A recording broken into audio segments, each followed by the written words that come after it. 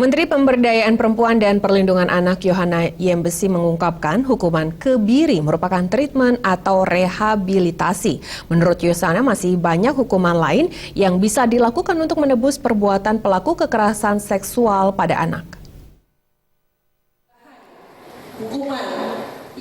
Menteri Pemberdayaan Perempuan dan Perlindungan Anak Yohana Yembesi mengaku dirinya banyak menerima masukan terkait penerapan hukuman kebiri untuk pelaku kekerasan seksual pada anak.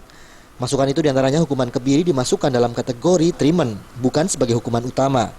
Selain itu ada juga yang memberikan usulan agar hukuman kebiri diberikan bagi pelaku kejahatan seksual yang sudah melakukan kejahatannya sebagai lebih dari satu kali.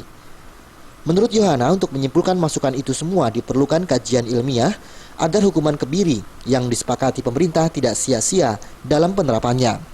Draftnya sudah dibuat, saya sudah minta staf saya untuk berkoordinasi dengan Mensos untuk draftnya bisa dikasih ke kami.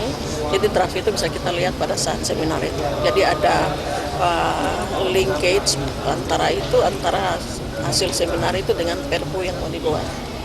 Ibu tinggal tahu judul Perpu draftnya apa ya? Yang jelas disebut Perpu pengaruh utamaan perlindungan anak. Jadi mengenai penambahan hukuman itu ya. Jadi kalau di KUHP sudah ada, bisa sampai hukuman seumur hidup. Di Undang-Undang Perlindungan ada maksimum 20 tahun penjara, itu semua ada. Tinggal ini Perpu untuk tambahan hukuman. Ibu tindakan preventif untuk korban dari predator. Sebelumnya hukuman kebiri ini sudah disetujui oleh Presiden Jokowi beberapa waktu lalu saat Presiden memimpin rapat terbatas membahas maraknya kekerasan seksual pada anak. Pemerintah menilai hukuman kebiri dapat berjalan efektif untuk meminimalisir kasus-kasus kekerasan seksual pada anak. Dengan hukuman kebiri ini, pelaku kejahatan tidak akan ada lagi hasrat untuk menyukai anak-anak. Saat ini pemerintah sedang mencari payung hukum untuk menerapkan hukuman tersebut. Payung hukum yang dinilai tepat dalam menerapkan hukuman kebiri yakni Peraturan Pemerintah Pengganti Undang-Undang atau Perpu.